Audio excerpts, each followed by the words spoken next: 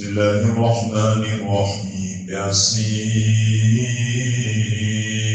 والقرآن الحكيم إنك لمن المرسلين على صراط مستقيم صدق الله. ياسين اسم من أسماء النبي صلى الله عليه وسلم. ഹബീബായ റസൂലുള്ളാഹി സ്വല്ലല്ലാഹു അലൈഹി വസല്ലം തങ്ങൾക്ക് ഒരുപാട് പേരുകൾ, 200ഓളം പേര്. ആ പേരിൽ ഒരു പേരാണ് യാസീൻ എന്ന. വിശുദ്ധ ഖുർആനിൽ 114 സൂറത്ത്, അതിൽ 29 സൂറത്തുകളും തുടങ്ങുന്നത് വെറും അക്ഷരങ്ങളെ കൊണ്ട് മാത്രം. ഖുർആനിലെ തുടക്കം തന്നെ ആദ്യത്തെ സൂറത്ത് അൽ-ബഖറ.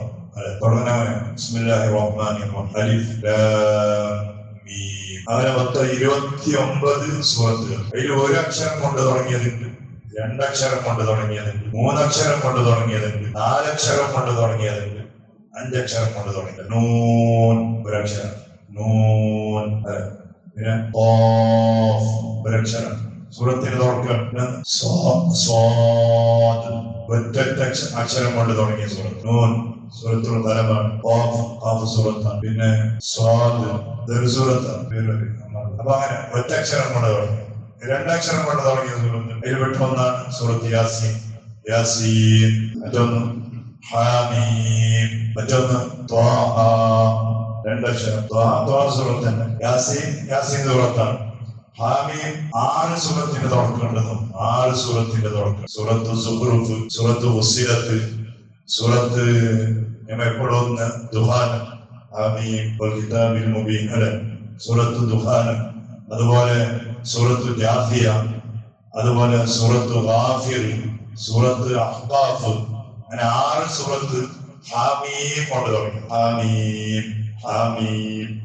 അങ്ങനെ ഓർമ്മ അക്ഷരത്തിന്റെ പേര് ചൊല്ലിയിട്ടുള്ളതല്ല. ഹാമീം ഹാമീം യാസീൻ ത്വാഹ.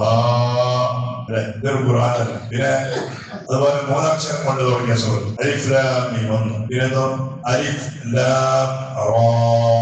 മറ്റൊന്ന് ത്വാ സീൻ മീം.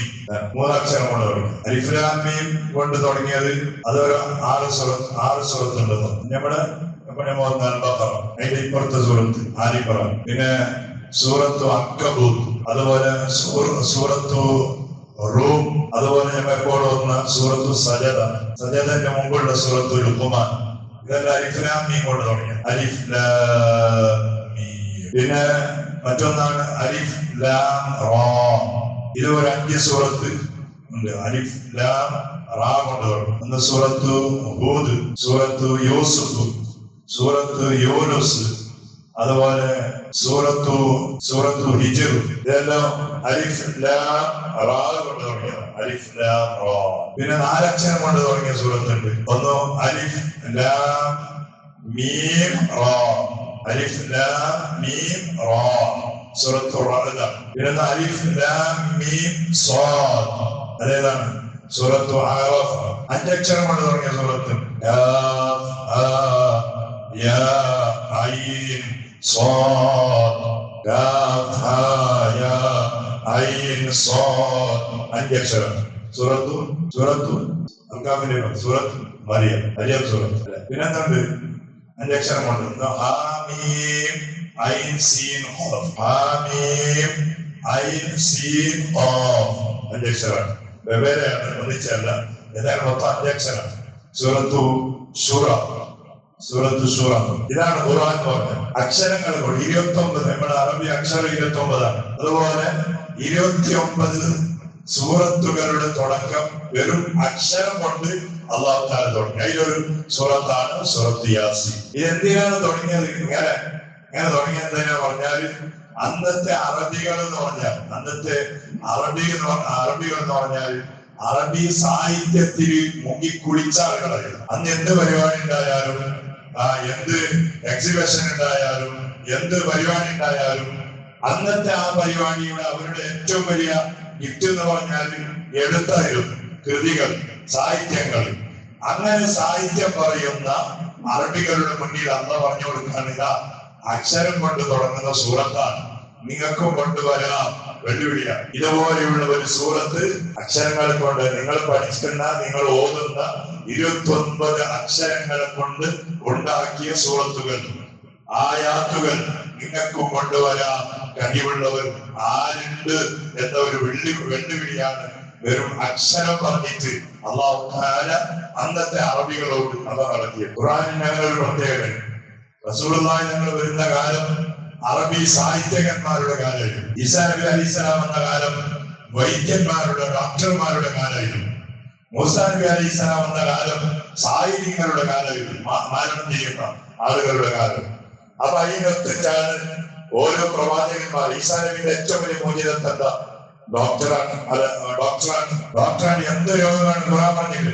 വെള്ളപ്പാണ്ടുണ്ടോ, കണ്ണിന് അസുഖമുണ്ടോ, എന്ത് രോഗം ഉണ്ടെങ്കിലും ഒറ്റടി എത്ര മച്ചാള പോലും മച്ചാള പോലും ഈസാ നബി അലൈഹിസ്സലാം അയാത്താക്കിയിരുന്നു. ഇന്ന് കഴിയുന്ന നമുക്ക് ഏത് ഡോക്ടറാണെങ്കിൽ മച്ചക്ക് പോയിട്ട് അത്ര വലിയ കഴിവെന്ന് കൊടുത്ത് മോചിത ഈസാ നബി പഠിച്ചോളായിട്ടൊന്നുമല്ല, അള്ളാഹ് കൊടുത്ത കഴിവാണ്. അതുപോലെ മൂസാ നബി അലൈഹിസ്സലാമിന്റെ കാലത്ത് സിഹിറിന്റെ കാലാണ്. എല്ലാം അങ്ങോട്ടും ഇങ്ങോട്ടും മാറണം. അപ്പോ മൂസാ നബിക്ക് അന്ന് ഒരു പണി പോകും, അല്ലെ? ഭയങ്കരമാണ്. എന്ത് സിഹിറിനെയും ബാത്തിലാക്കുന്ന രൂപത്തിലുള്ള ഒരു പണിയാണ് അല്ലേ? അതുപോലെ ഹബീബായ ഞങ്ങൾക്ക് അന്ന് കൊടുത്തു പരിശുദ്ധ ഖുർആൻ. അത് ഇന്നും നിലനിൽക്കുന്ന മോചിതത്താണ്. ആ വെല്ലുവിളി ഇന്നും നിലനിൽക്കുന്നുണ്ട്. എത്ര ഉഷാറായാലും ഖുർആന് പോലത്തെ ഒരു ഖുർആൻ കൊണ്ടുവരാൻ എങ്ങനത്തെ എഴുത്തെഴുതാം, ഏത് കൃതിയും ഉണ്ടാക്കാം. പക്ഷെ ഖുർആന് പോലത്തെ ഒരു ഖുർആൻ കൊണ്ടുവരാൻ ഒരാളെ കൊണ്ട് കഴിഞ്ഞിട്ടില്ല, കഴിയില്ല. പക്ഷെ ആ വെല്ലുവിളി വാക്കിയ കാരണം ഖുർആനിലാണ് നിങ്ങൾ അക്ഷരങ്ങളൊക്കെ കൊണ്ടുണ്ടാക്കിയത്. അപ്പൊ അതാണ് ഈ യാസീൻ എന്ന് പറയുന്നത്. യാസീൻ. പിന്നെ അങ്ങനെ അക്ഷരങ്ങളെ കൊണ്ട് തുടങ്ങിയാൽ കൂടുതലായ അതിന് ശേഷം പറയുന്നത് ഖുർആനെ കുറിച്ചായിരുന്നു, അല്ലെ? യാസീൻ ഇപ്പൊ പറയും യാസീൻ ഖുർആനിൽ ഹകീം, അല്ലെ? സൂറത്തു അൽ-ബഖറ തുടങ്ങാൻ അലിഫ് ലാം മീം ദാലികൽ കിതാബ് ഖുർആൻ, അല്ലെ? നമ്മൾ സജദ സൂറത്ത് എന്താ പറയുന്നത്? അലിഫ് ലാം മീം തൻസീലുൽ കിതാബ്, അല്ലെ? തൻസീലുൽ കിതാബി ലാ റൈബ ഫീഹി മിർ റബ്ബിൽ ആലമീൻ. ഹമീം നമ്മൾ ഒന്നെപ്പോഴൊന്ന് ഹമീം. പിന്നെ വൽ കിതാബിൽ മുബീൻ, അല്ലെ? ഖുർആനെ കുറിച്ചാണ് അക്ഷരം പറഞ്ഞിട്ട് പിന്നെ അല്ലാഹു പറയുന്ന ഖുർആനെ കുറിച്ച് എന്ന് പറഞ്ഞാൽ ഈ ഖുർആൻ ഇങ്ങനെയുള്ള അക്ഷരങ്ങളെ കൂട്ടിയിട്ടുണ്ടാക്കിയ ഒരു ഖുർആനാണ്. എന്തൊരു വെല്ലുവിളിയാണ്. അപ്പൊ ഏതായാലും യാസീൻ ഹബീബായ റസൂലുള്ളാഹി സ്വല്ലല്ലാഹു അലൈഹി വസല്ലം തങ്ങളുടെ ഒരു പേരാണെന്നാണ് മഹാന്മാരായ മുഫസ്സിരീങ്ങൾ അതിനെ കുറിച്ച് പറഞ്ഞു. പിന്നെ വൽ ഖുർആനിൽ ഹകീം, ഹകീമായ ഹിക്മത്തുകൾ കൊണ്ട് നിറക്കപ്പെട്ട പരിശുദ്ധമായ ഖുർആനിനെ തന്നെയാണ് സത്യം. ഇന്നക ലമിനൽ മുർസലീൻ, ഓ നബിയേ തീർച്ചയായും നിങ്ങൾ പ്രവാചകന്മാരിൽ മുർസലീങ്ങളിൽ പെട്ട ഒരാളാണ് നബിയേ. അലാ സിറാത്തിൻ മുസ്തഖീം, ഓ നബിയേ നിങ്ങൾ മുസ്തഖീമായ ചൊവ്വായ പാതയിലാണ് നബിയേ. ഒരുപാട് വിശദീകരണങ്ങൾ തഫ്സീറുകൾ ആത്മാർ പറയുന്നുണ്ട്. അല്ലാഹു നമുക്ക് പഠിക്കാനും മനസ്സിലാക്കാൻ യാസീൻ നിരന്തരമായി ഓതാനും അതുകൊണ്ട് നമ്മുടെ മനസ്സിന് അതുപോലെ നമ്മുടെ ദുനിയാവിലും ആഖിറത്തിലും സലാമത്ത് കൈവരിക്കാനും അല്ലാഹുവേ നിങ്ങൾക്ക് നീ തൗഫീഖ് നൽകണേ അല്ലാഹ്. ജീവിതത്തിൽ ഒരുപാട് യാസീൻ സൂറത്തുകൾ നാം ഖുർആൻ ഓതാൻ പഠിച്ചത് തൊട്ട് ഇന്ന് വരെയായി ഒരുപാട് സൂറ യാസീനുകൾ ഞങ്ങൾ ഓതിയവരാണ്. പഠിച്ചവന് ഓരോന്നിനും അർഹമായ രൂപത്തിലുള്ള ഹൈറമായ പ്രതിഫലങ്ങൾ പഠിച്ചവനെ അത് ദുനിയാവിലായാലും ആഖിറത്തിലായാലും കോരിവാരി നൽകണേ റഹ്മാനെ. നിന്റെ ബറക്കത്ത് കൊണ്ട് അല്ലാഹ് നമ്മുടെ ശാരീരികമായി ഞങ്ങളുമായി ബന്ധപ്പെടുന്നവരുടെ കുടുംബങ്ങളുടെ വസിയത്തിലവരുടെ ശാരീരികമായ സർവ്വ രോഗങ്ങളും നീ മാറ്റിക്കൊടുക്കണേ അല്ലാഹ്.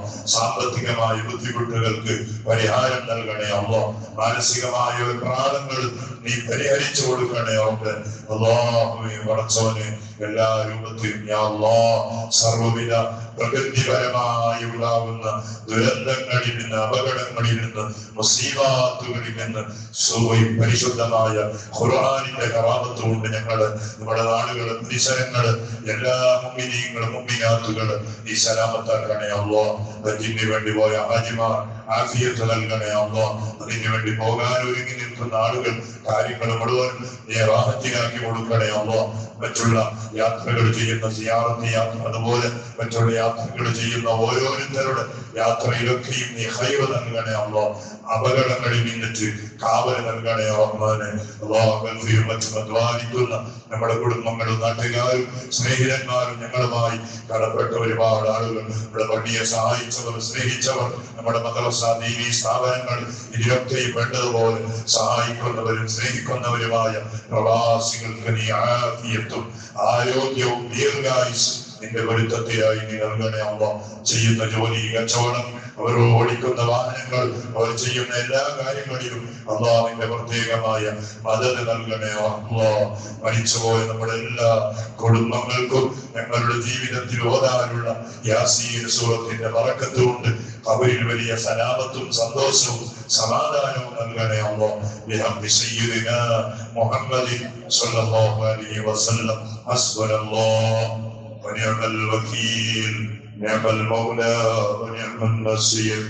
حسبنا الله ونعم الوكيل نعم المولى ونعم النصير. حسبنا الله ونعم الوكيل نعم المولى ونعم النصير. صلى الله على